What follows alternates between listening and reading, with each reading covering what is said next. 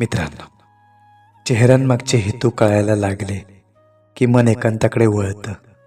पण ते पळणं नसतं, तर स्वतःला तुटण्यापासून वाचवण्याचा मार्ग असतो. कारण वास्तव असं असतं की लोक आपल्यावर प्रेम करतात असं वाटतं, पण खरं तर ते फक्त आपल्याकडून त्यांना काय मिळतंय यावरच टिकलेले असतात. आपण मनापासून जोडलेलं असतो आणि समोरचा फक्त स्वार्थ बघत असतो.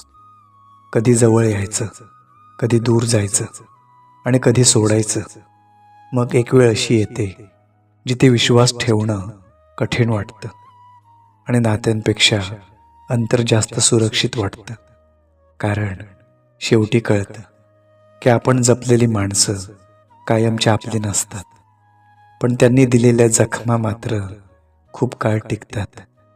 म्हणूनच एकांत निवडणं म्हणजे एकटेपणं नाही, तो स्वतःशी प्रामाणिक राहण्याचा आणि पुन्हा स्वतःला हरवू न देण्याचा निर्णय असतो.